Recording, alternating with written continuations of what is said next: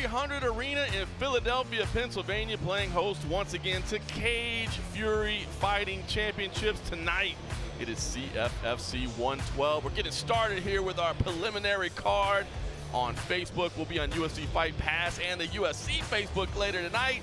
We got professional grappling tomorrow. It's a big, big weekend. So let's just get the action started.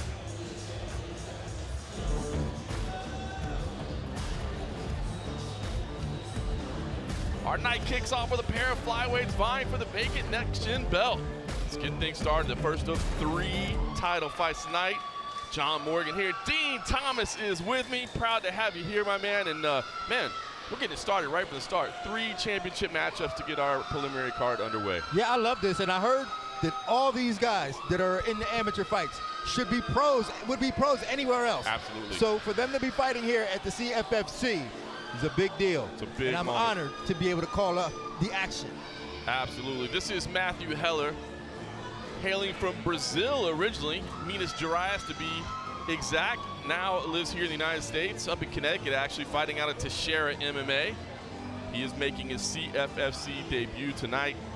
Fought most recently in April. He picked up a decision win there on the New York regional scene. Has an impressive 3-1 record thus far as an amateur. And man, you're training under Glover Teixeira. You know, they got Alex Pereira out there. I mean, you're getting some good looks. Well, you know, especially in that type of room, because it's not a huge room where you're not really getting the energy from those guys. Great point. It's a smaller room, so he's getting the full energy from being in a room with a guy like Glover all the time. Yep. And we know Glover, like Glover is so humble, and the humility stands out with Glover more than anything else. So you know he's really being able to touch these young guys and be able to pass on the, you know, the fight. It's family. It's family, right? I mean, it's not just like you said, a big room. It's family. That is Matthew Heller. Let's meet his opponent tonight. Nope. You hear the crowd coming alive already.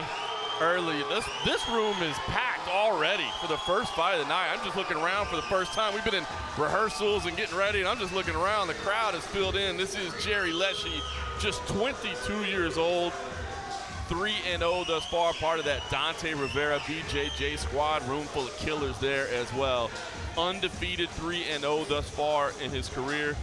Fought most recent in October where he got a decision win. So he's had 10 months off, so it's been a little bit of time between his last appearance and now. Had one scheduled that fell apart, but now he's here and fighting for that vacant next-gen flyweight title. The interesting thing about him is that he comes from a different background. It's a local background, but you know all the guys here all train together, so you know he gets so many different looks from so many different guys at different levels. And he's fighting in front of what it appears to be his hometown, or his home crowd at least. So yeah, this is gonna be exciting. It's looking great. The room is hot already. Vacant flyweight belt on the line. Let's take a look at the tail of the tape for our first matchup of the evening. It's a couple of youngsters there, just 22 and 24. You see Lleshi has the height advantage, both impressive records. We'll see how it plays out tonight. Let's take it to our man, Dr. David Sarnoff. Tonight, this bout is scheduled for 3 3-minute rounds for the next-gen flyweight title. This bout has been brought to us by OnlyFans. Now, standing to my left, fighting out of the blue corner, weighing in at 124.5 pounds, with a record of 3 wins and 1 loss, fighting for Teixeira MMA out of Minas Gerais, Brazil, Matthew Heller.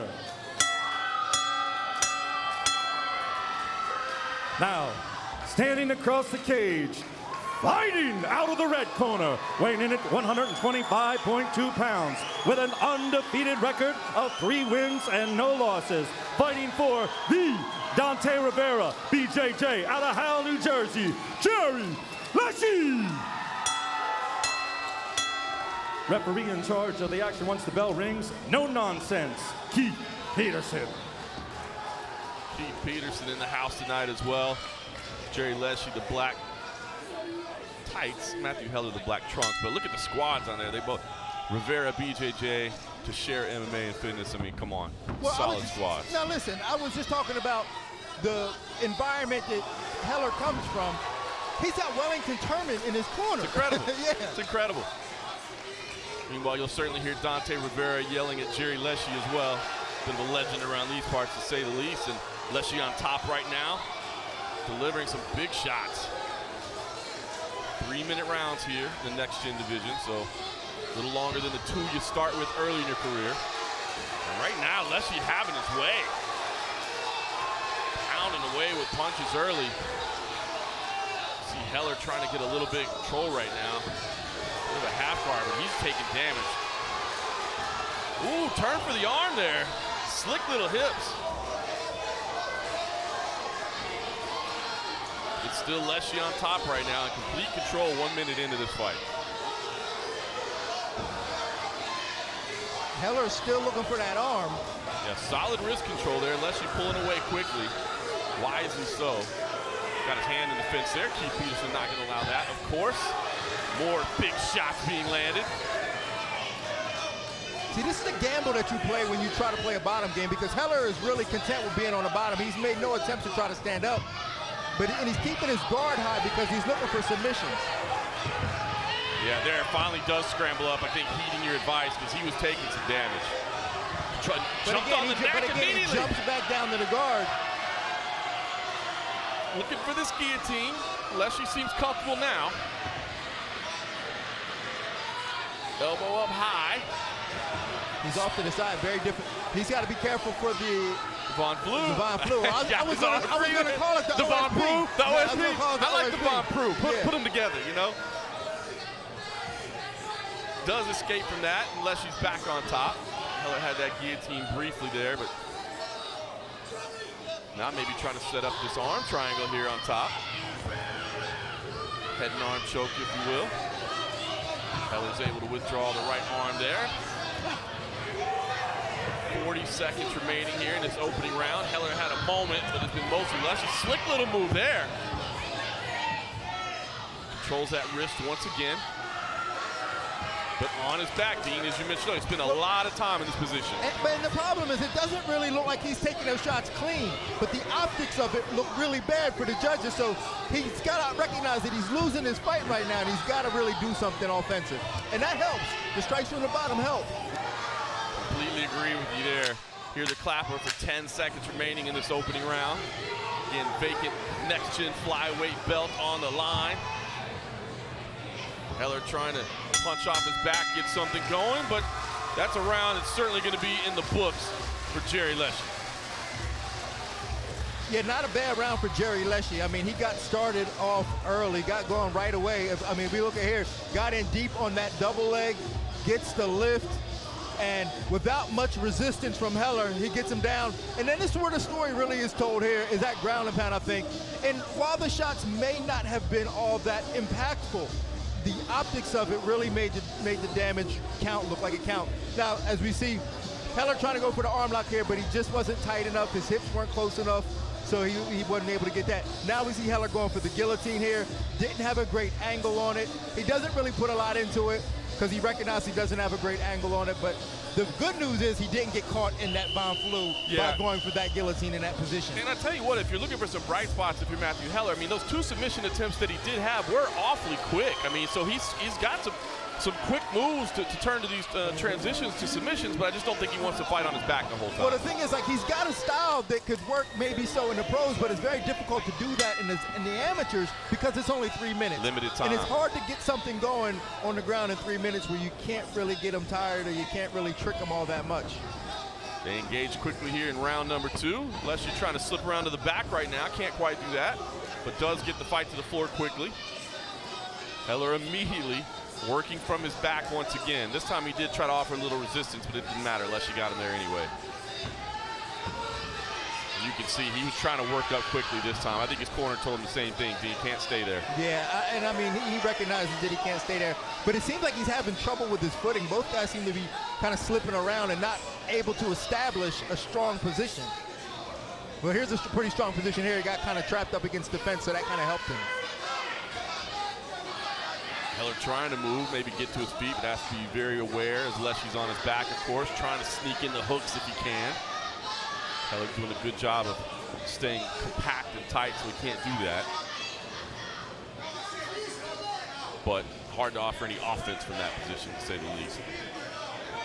Yeah, he's going to have to try to find a whole way out, and it's difficult when he's pinned up against defense, and Lleshi doing such a good job of just covering the whole outside of the cage. You can see Heller trying to control the wrist as he works from his back. He's always threatening with opportunities, but Lleshi's been able to deal with them so far and kind of go back to the ground and pound. Got the head trapped up against the fence, making it uncomfortable. And also the fact that Lleshi can put his head up against the fence, it serves as like a post for his head. Right. So it leaves no escape route for Heller to get out the backside or to crawl up that fence. And also it allows him to have better balance on top for ground and pound. I mean, because he doesn't have to worry about losing his balance going over the top. Just place your head right up against the fence and keep your balance there. Heller on his back, under a minute now here in round number 2. Lleshi once again unleashing that left hand. There he goes, a quick armbar. A slightly better attempt, but he's doing a good job of getting the leg over the head, but he has to do a better job of getting his trapping leg, the bottom leg, in position to keep Lleshi from moving. Kicked him away there and got a reset, but Lleshi shot in immediately and we're right back on the floor. That's got to be frustrating for Heller. It looked like he had his window to get back to his feet. Lleshi just pushed him down again. Trying to kick away again. Oh, look at that again. Boy, he's got those quick transitions. He just can't get it in too deep. Again, I like his mentality of going for finishes. That's going to serve him well in the pros. But right now, it's just not enough time to really establish those positions. Final 10 seconds here of round number 2. Around it again has seen Jerry Lleshi spend a lot of time in top position, landing punches that, as you said, Dean, same as the first, not necessarily the biggest shots, but the optics to the judges were that you're on top and you're landing punches. Yeah, and I mean, right now, Heller's got to be feeling like, hey, listen, I'm down now, and Lleshi's got to be in a good position right now. He's controlling the fight. He's been able to get out of all the submission attempts. So as we look here, so he's doing a good job of getting his hips up, but not up high enough because Lleshi postures and takes that and creates more space. So he's doing exactly the right thing you need to do in order to stay out of position. And also, as he gets out of the submission, notice how he just jumps right back on him to not give him any space to get any offense going. Lleshi's fighting a really good fight now. And not that Heller's fighting a bad fight, it's just Lleshi's one step ahead of him, a little bit stronger. It looks like he may be using a home crowd advantage to his service here. Dante Rivera, of course, always going to give some advice. Well determined, as you mentioned there as well. See if Matthew Heller can get something going here in round number 3, or if Jerry Lleshi can continue to control the action as he has the opening 2 rounds. Again, vacant flyweight belt on the line here for the winner. 3rd and final round. You know, if I'm Heller at this point, I'm trying to keep this on the feet maybe because he's not really having the success that he wants on the ground. I mean, that's an option too, maybe get on top. But as we saw, that didn't work for him. But at least it was something different from what he was doing before. You're right. I was going to commend him for shooting in the takedown. Now he finds himself right back in the same position anyway. And Jerry Lleshi just unloading right here. Cheering section on their feet here in 2300 Arena. They're chanting his name. Love it. He's going for a leg, which is not a bad idea. What an atmosphere for fight number 1 of the night. How much time? Jerry Lleshi asking for how much time. Hopefully that's not a sign that he's tired. No, I think he was just, you know, when you're a young fighter, you just kind of want to know what you're working with. And that's it. Not that you're tired. You just want to know how much longer till I can get my hand raised. That's really kind of what that felt like. Tried to clamp down there on the arm triangle. Didn't get that done, but landed a couple big shots in there. Heller trying to sneak up, controlling the head.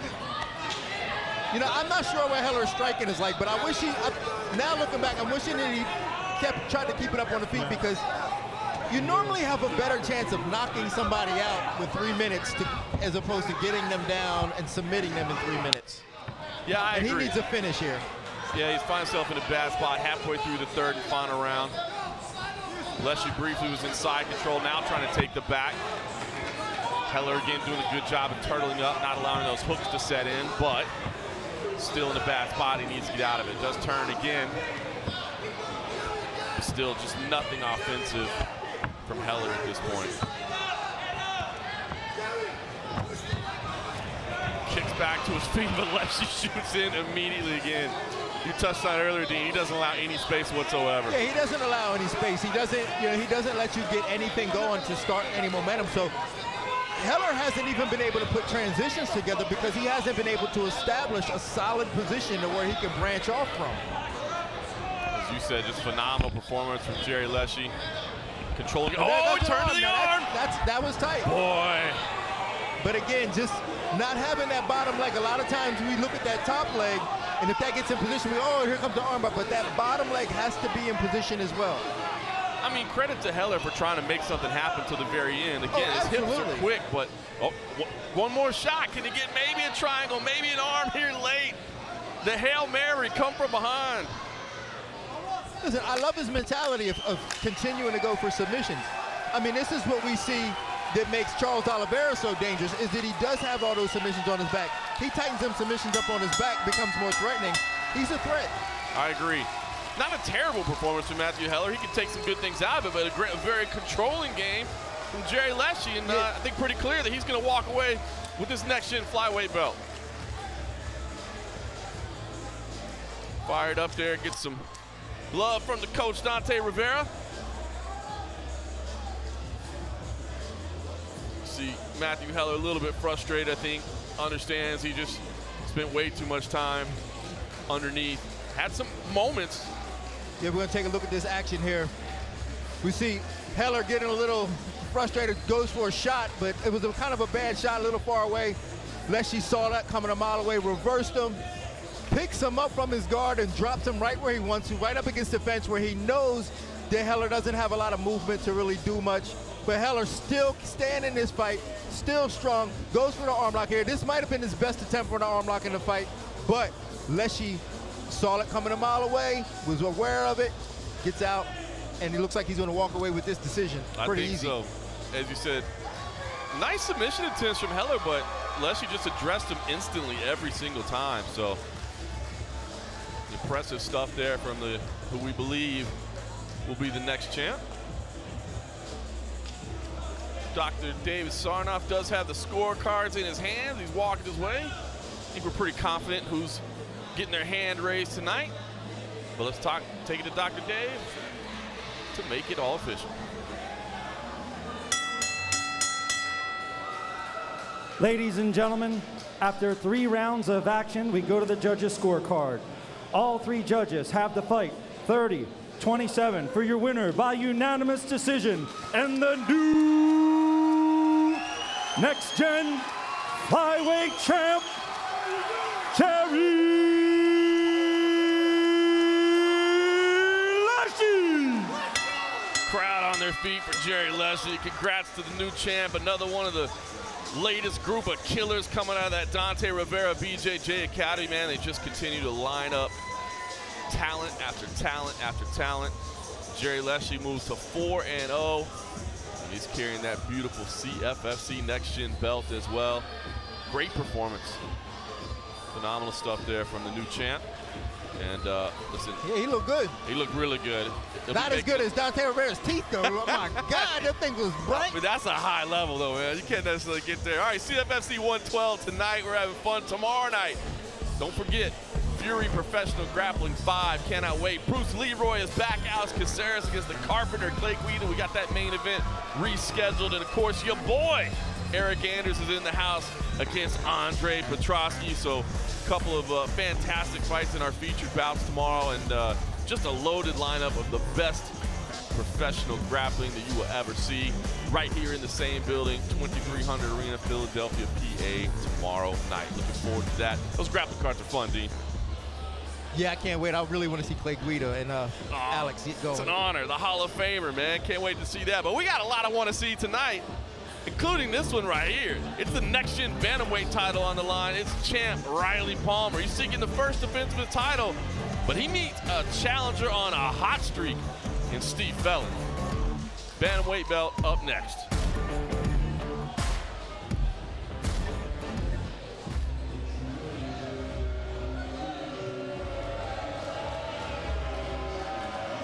The challenger emerges, making his way to the cage. Steve Phelan, just 23 years old.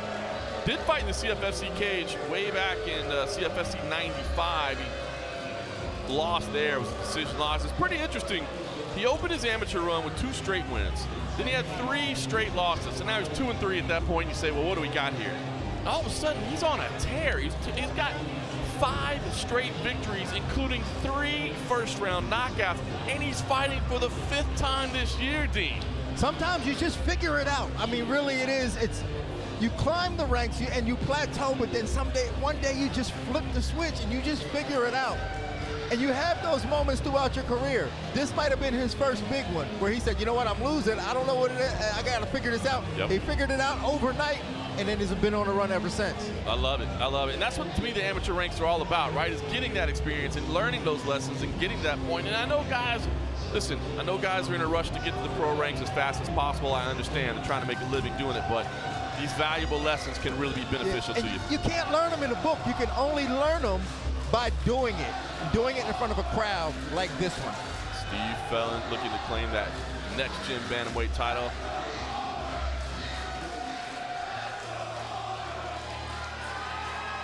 Man, I mean, the crowd, it's unbelievable. Chanting, "Let's go, Palmer."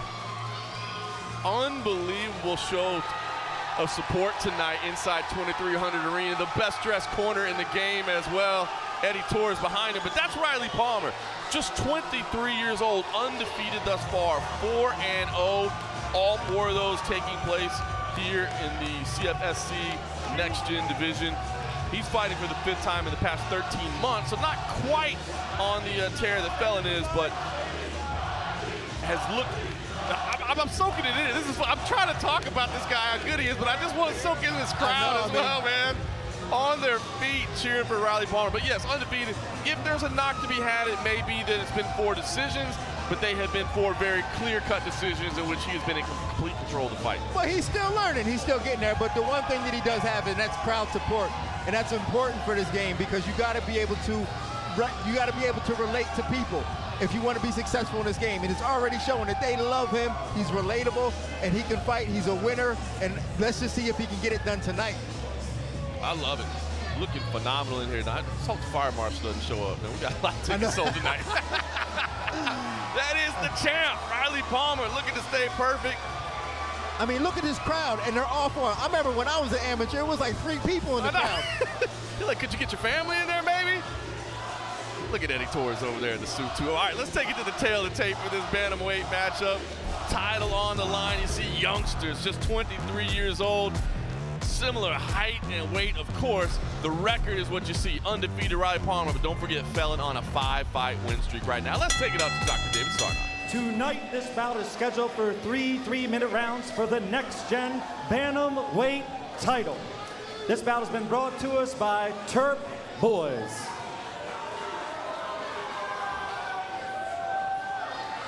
Now, standing to my left, fighting out of the blue corner, weighing in at 134.5 pounds, with a record of 7 wins and 3 losses, fighting for Brooklyn MMA out of Brooklyn, New York, Steve Phelan.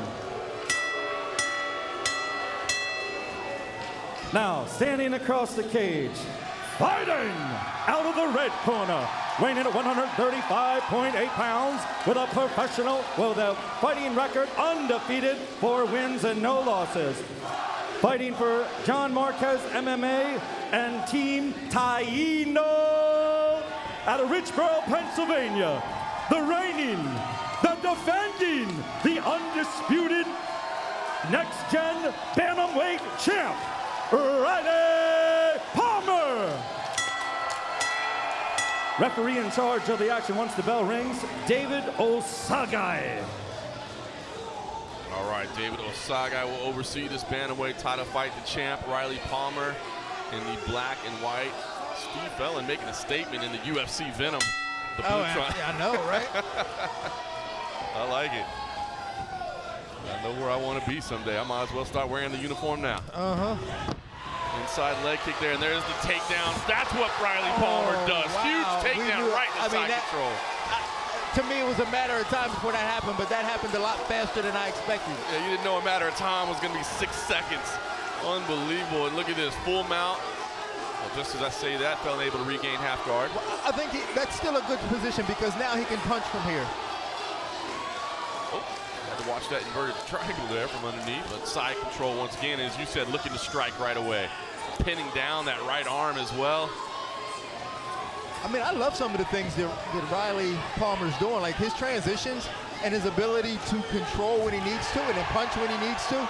That's next level. Like, I know a lot of pros that aren't very good at that. And he's doing this at another level. Right, because he's transitioning from position to position, but still maintaining control of the man underneath, not allowing him any room to breathe. And still being able to get punches off. And look at that, a great butt from Phelan, but immediately Palmer on the back. Trying to roll free, not getting him off, stays on top once again. As you said, high-level transitions and grappling here from these youngsters.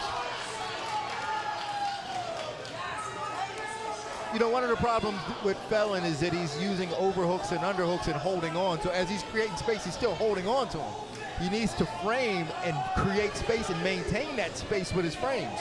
Right, you're holding on. All you're really doing is holding your opponent on top. Right, you're just holding him on top. So while he's like bucking and doing and creating some holes in some places, he's still holding him. Palmer was kind of teasing that arm triangle there. Couldn't quite set it up, so he postures up to punch. It's just non-stop transitions, non-stop pressure. Now it's a... Gonna attack that right arm there. He's got it locked in. Phelan able to pull it back in. Dangerous moments there for a moment. Now, it's a dangerous proposition because if you don't hold him, then you risk getting hit. But I think that's the chance you take. You got to take that chance and say, all right, I'm going to give you the space to hit me, but I'm going to use that space to get out. Yeah, otherwise I'm not getting off my back. Right. And we're just going to stay here until the bell rings. Riley continues to pin down that right arm, man. It's beautiful work from him. Really limits what Phelan can do from his back when his arm's trapped in the canvas. Under 30 seconds here remaining in round number one. It's been all Riley Palmer. Trying to transition once again. See if he can get all the way to mount. Looking over to his corner, get some advice there. I mean, the wherewithal to take some direction. Transitions to full mount, striking away. Phelan wisely rolls in the final seconds of round number one. Oh, big hammer fist to close. A little respect, I'll help you up. I love the respect there, yeah. I'm gonna beat you up for 3 minutes, but I'll help you up. Great work there from Riley Palmer. I'm sure Eddie Torres is telling him that. You see the crowd loving what they see. I mean, they're chanting his name right now. I mean, he got started early. He went right to work. Beautiful stuff there. The all-star corner there. Meanwhile, still calm. Looks like he's got plenty of energy. Yeah, he's frustrating round, I mean, but he's okay. He didn't take a lot of punishment. I mean, he got controlled and dominated. And I heard we took a look at some of his action.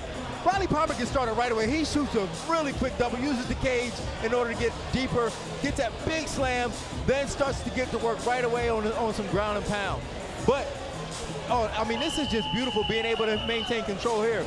But we see Phelan trying to roll out, but Palmer just staying deliberate on top with his control. Getting on top, raining down the ground and pound. Just a little too much hustle, a little too much grit from the wrestler in Palmer. Round two underway. We'll see if Palmer shoots in immediately once again. You got to think Phelan's going to be looking for it.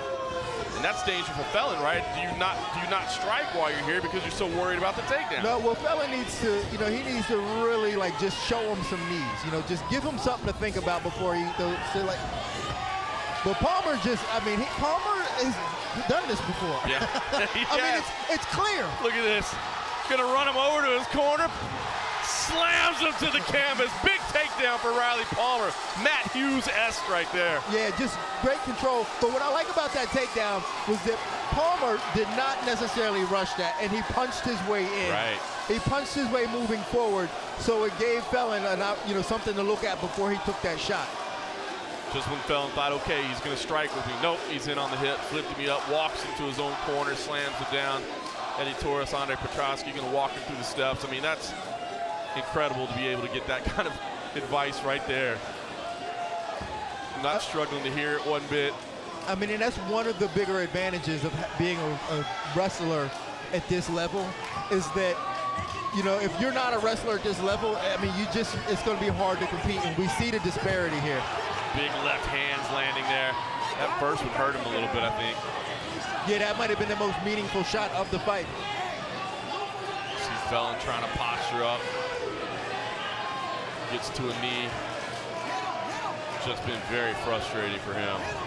Yeah, he's going to try to put his head underneath the arm of Phelan so he can use his head to control that arm, but Phelan doing a good job. He's hip to that. Not grabbing the gloves, but squeezing tight so he can't pull it out. Eddie Torres calling for more punches. Maybe, oh, arm triangle. Can he get this squeeze in? Phelan addressed it well, but he's mounted. Good job getting out of the submission. Now you're not. Crowd loving it, cheering his name once again. And this is it. I said, look, if there's a criticism, it's been decisions, but it's been decisions like this where he's just absolutely mauling someone. Yeah, but you also, I mean, again, like his submissions are probably not his strongest suit. So in his skill set, it's obviously controlling, doing damage, but he just doesn't have a lot of time. Right. In 3 minutes to be able to do the as you damage eventually get those 5-minute rounds to work with, you're going to be able to do more damage. And as he evolves and grows up as a fighter, he'll get better on his feet, have more confidence in his ability to strike on his feet, and he'll be able to do damage from there even before he gets it to the ground. Yeah, still just 23 years old, as we mentioned, but a heck of a base to start with, that's for sure. I mean, just absolute domination. Dirty in there as well, just covering up the mouth, making it annoying for Phelan. Perfectly legal and perfectly annoying if you're the man on the bottom. Oh, looks for the arm right at the end, but it was a little too late, but I like it. Yeah, I love what he's doing. I love the fact that he's constantly looking for stuff, constantly moving, constantly working. The fact that he's not getting some finishes in his fights probably has a lot to do with just the time running out on him. I agree. mean, in 3 minutes, that's half the time of a professional round. Yeah, like I said, if you're criticizing, I think that's just because you're looking for something to criticize. I mean, they have been dominant decisions like this. I mean, this is an absolute mauling at this point. If you're Phelan, as you see Torres giving some advice there, right, Palmer, if you're Phelan right there, I mean, you know, you got to try to shake it off. Yeah, I mean, he gets in deep on this shot again. And he runs him one way, takes him back, and then boom, and just drops Phelan. And then from here up against the fence, just doing a lot of damage. And then he senses that he has the arm triangle here. But also, Phelan is no stranger to the arm triangle. He knows that that's coming. He's able to defend that. Then again, more of Palmer on top, just doing work, covering his face, just making it miserable for Phelan, just making it very difficult and uncomfortable for Phelan. This is a tough spot for Phelan to be in. The crowd against you, outmatched, tough spot. Takes a really tough mentality to stay in a fight like this. See if Palmer does want to strike a little bit maybe this time.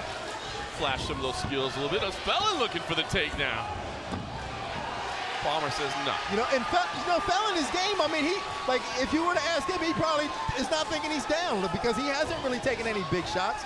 He's still looking for opportunities of his own, so he's still very much in this fight. But from a skill perspective, not very much in this fight. Yeah, he looks fresh enough. He's trying, looking for a takedown again. Oh, but ends up on his back and immediately steps over to the mount. And now, if you're Phelan, you got to be frustrated. Head in the chin. And he hasn't done a good enough job of being able to get out of these positions at all in the fight. So this is very discouraging for him. And now he's got his head up against the fence. One of the worst places you can be mounted with your head up against the fence. Uncomfortable position for Phelan. Palmer trying to posture up and strike once again. Just in clear control of this fight, picking his shots. Again, pinning that arm down. Phelan pulls it free, but he's just constantly looking to advance. Not just stay in the position, but advance and look for something else. And bless Phelan's heart. I mean, he's doing everything he can. He's just at a skill disadvantage here. Yeah, the wrestling is incredible for Riley Palmer. It's been on display once again, halfway through the third and final round. Palmer has the right arm pinned down. Phelan bucks and rolls and trying to scramble back to his feet, but stuck on his back again. A great job of being able to thread that needle, get his hips out from that mount, get his guard going, but I just don't think that he's going to have the guard with a minute left against a guy like Palmer. Crowd seems to agree with you as they start chanting, nah, nah, nah. Goodbye. I mean, they are in unison here. They are singing. Electric here inside 2300 arena. And Riley Palmer just pounding away as the crowd taunts Steve Phelan. You gotta love that one. You don't even have to talk trash to your opponents because your fans are doing it for you. Oh yeah, I mean he don't have to say a word. All he has to do is perform, in which he's doing a very good job of at this moment. To his credit, Phelan still trying to move, turn, find a way.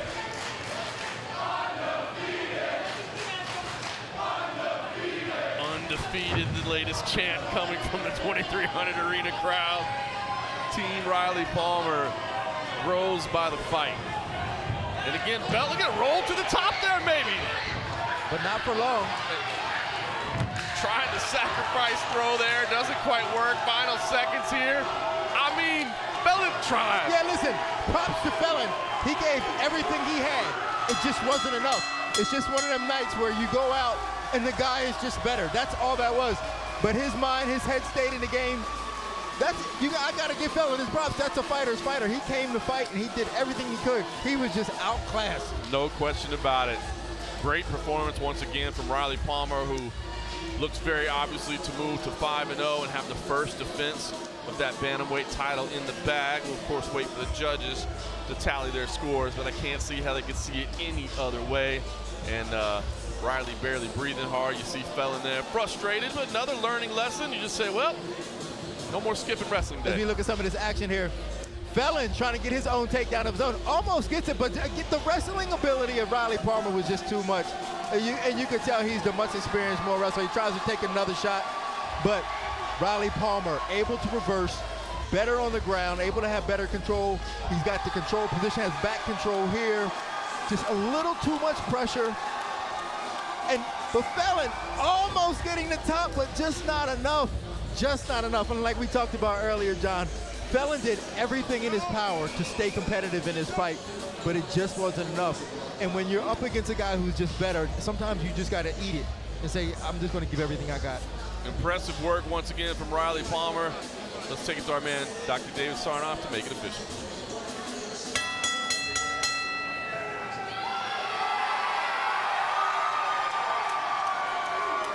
After 3 rounds of action, we go to the judges' scorecard.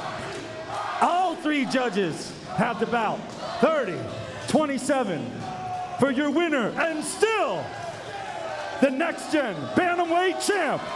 Out of the red corner, Riley Palmer! Riley Palmer defends his bantamweight title, stays undefeated, and pleases that crowd with a dominating performance. Raises the belt in their direction. How supportive were they, just cheering and shouting for him throughout the night. Eddie Torres. Is it me or does he look like a miniature Marvin Vittori a little bit? Well, I can see a little bit of that. I can see a little bit of that. Yeah. If he wears the Gucci outside, we'll find out. If he dresses like Eddie Torres, it might help his look a little bit. Ndregjoni Petrosky didn't get the memo tonight. No, he did not. I think he's just prepared for tomorrow. That's right. He's ready for his grappling match by putting those suit on tonight. Great work for Riley Palmer, the champion. We still got one more title fight to go on our prelims before we get to a fantastic main card as well.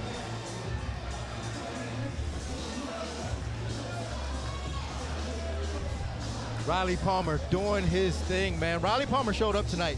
I mean, the crowd was here. They were all in support of him. He showed up, and he's going to be tough to deal with as he grows up in this sport.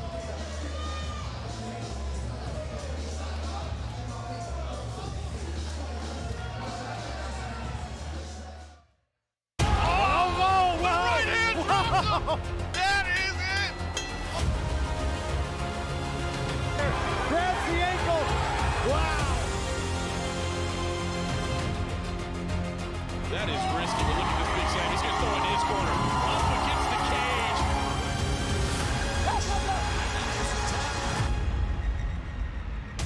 Boom! And he's out. That's it.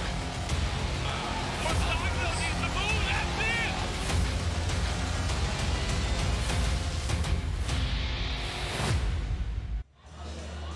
Fireworks on that main card tonight, man. I absolutely cannot wait to get to that, but we still got a little bit there because we still got a championship matchup here.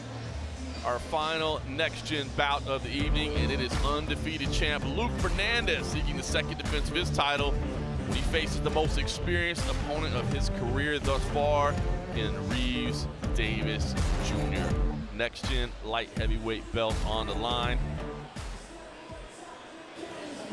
Final next-gen bout of the evening. After this, we'll be kicking it over to UFC Fight Pass, or the UFC Facebook page is also an option as well. They'll be carrying the full card tonight, which is exciting to hear. This is Reeves Davis Jr., 24 years old, making his CFFC debut. Comes to us with a very impressive 8-1 record in his amateur career thus far. That record includes 1 knockout, 4 submissions. 3 of those have been via rear naked choke, so do not allow him on your back if you can help it. He has defeated 3 previous undefeated opponents, so he's not going to be intimidated by the moment. John, I really thought you was going to say he comes to us with an impressive beard, because that beard is epic. He does come to us with an impressive beard as well. It's manicured nicely. That beard is epic. I like that. But yeah, but 8-1, you know, he comes, you know, he's got a lot of experience in winning, so like that's really, winning sometimes is a skill in itself, and when you could have done that 8 out of 9 times, that says something about you. Staying busy as well. His most recent fight was just 5 weeks ago. Got a first-round submission win out there in the Alabama regional scene. So staying busy, as you said. I mean, 8 victories early on, very impressive. If he can come take this CFFC next-gen title, that'll be the biggest accomplishment for him thus far. But he's got a very stiff test in front of him tonight.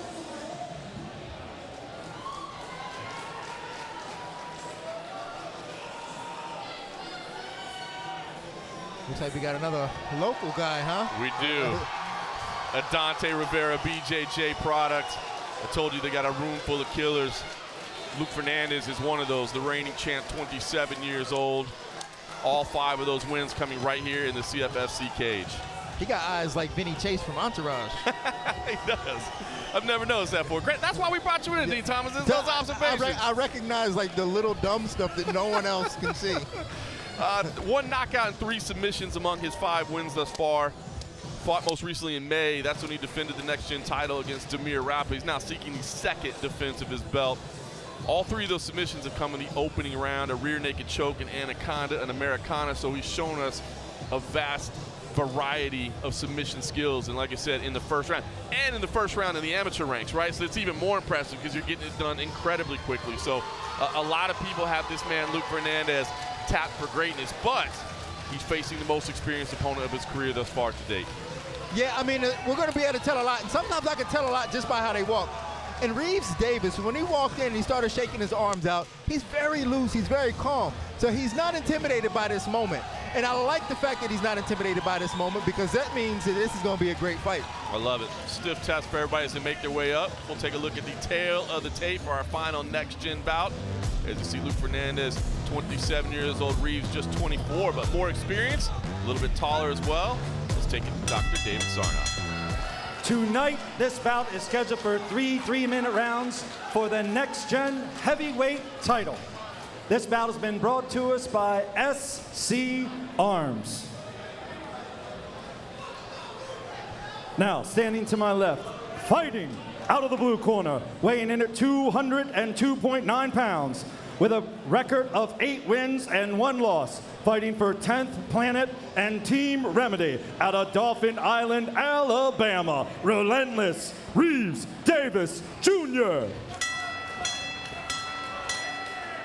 Now, standing across the cage, fighting out of the red corner, weighing in at 205.3 pounds, with an undefeated record of 5 wins and no losses, fighting for the Dante Rivera, BJJ, out of Forked River, New Jersey, the reigning, the undisputed, undefeated next-gen heavyweight champion, Luke Fernandez. Referee in charge of the action once the bell rings, David Osagai. Crowd on their feet once again for the Dante Rivera BJJ product. Luke Fernandez in the white tights, Reeves Davis Jr. in the white trunks. Touch of gloves. 3-minute rounds here in our final next-gen bout. Oh, big right hand lands there early for Fernandez.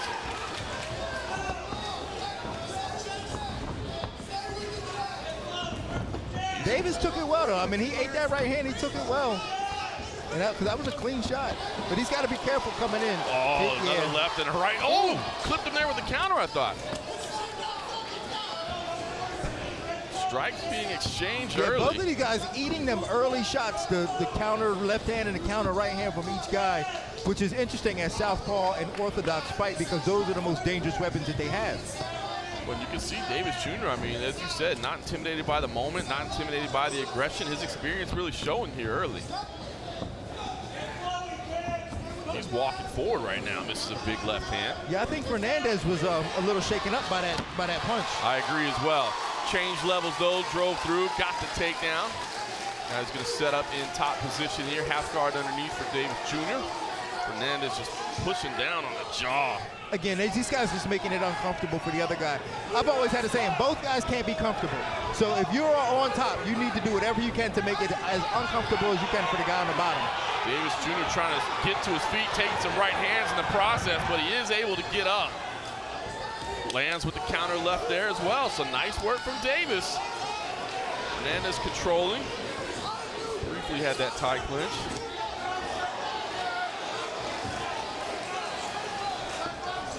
Big right hand. Davis looks like he's going to be a little tired.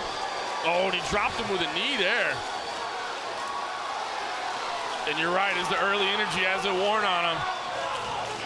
Fernandez swarming right now, moves to mount. Big punches, slides to the back. One hook is in. Davis trying to escape. Does clear the hook, settles to his back. Another big right hand lands there from the top. Fernandez pounding away, slips to mount once again, looking to tee off here. David Osaga looking close. Hammer fist coming in. Osaga saying, you gotta move. Fernandez trying to get this thing done in one. This might be over. Pounding away here, punches coming in. More so no movement there. More so than anything, I think Davis just can't get out of the position. Fernandez looks up at the referee like, what do I have to do? Is this intelligent defense? He's not moving at all, so he'll go to the choke instead. Left arm under the neck, can he get the squeeze? Fernandez trying to get it, 10-second clapper sounds.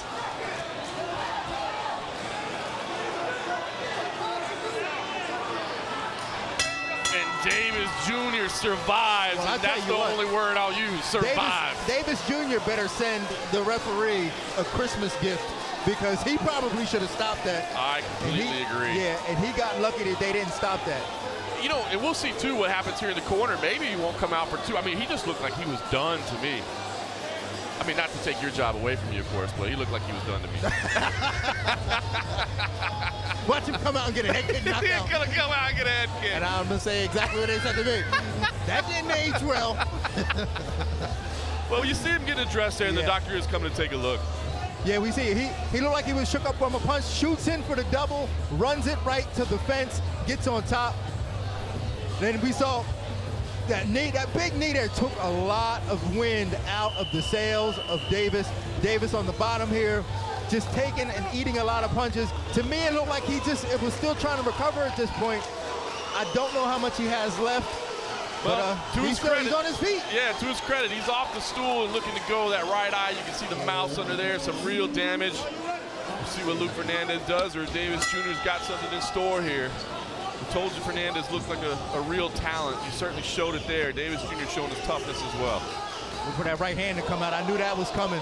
He was fainting, taking level change, and that right hand came. And now, I don't imagine this fight to be able to get out of this round. I don't think Davis is going to have enough. I agree, and Osaga's got to be watching close. Yeah. Trying to his credit, he's still trying. Fighting. He's still fighting. Davis Jr. trying to turn and move. Fernandez on top. Head against the fence once again. Davis just trying to slow things down. He's turning, he's rolling, he's seeing what he can do.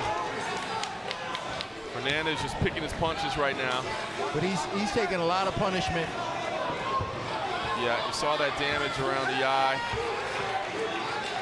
He's doing a good job of not allowing the back take, but look at that. Well, I mean, so he's in a very difficult spot here. It's like, give up my back or turn over and get punched in the face. And he doesn't, and it's like, he doesn't really know which one is better, so he's like switching from both back and forth.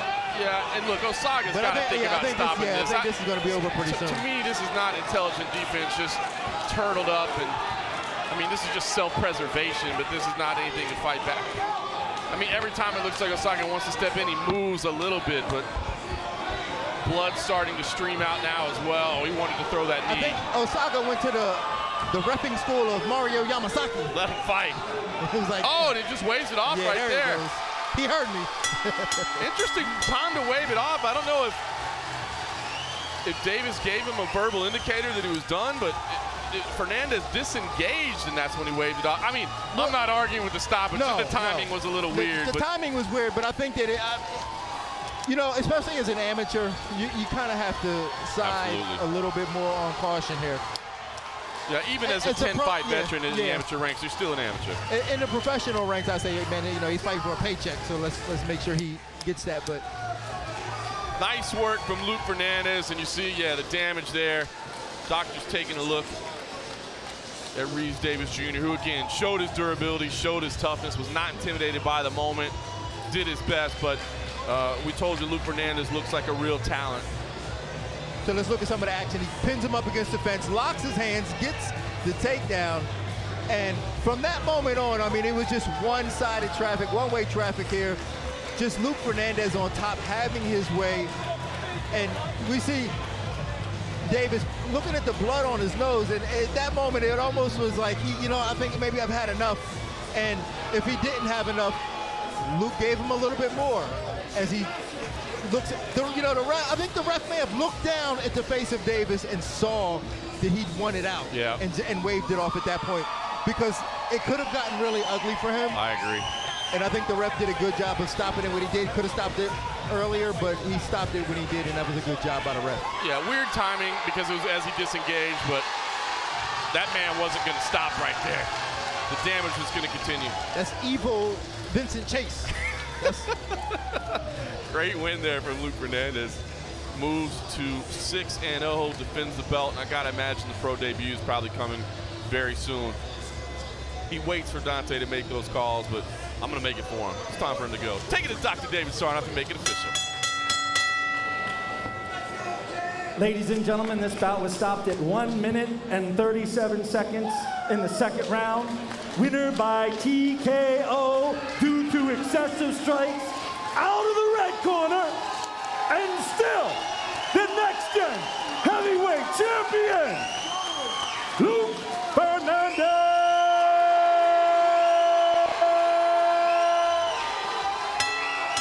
Crowd going wild for Luke Fernandez, still the light heavyweight champ in the NEXTGEN division. And like I said, Dante Rivera makes those calls on when his fighters go pro, but I think that man's ready to make the leap. Yeah, I think so too. I think he might need a weight class change, and I think he's ready to make that leap. Unbelievable stuff. I mean, taking out an 8-1 fighter like that, I don't think there's gonna be a lot of people with their hand in the air wanting to fight him without a paycheck involved with it. So great work there from Luke Fernandez. Still your light heavyweight champ.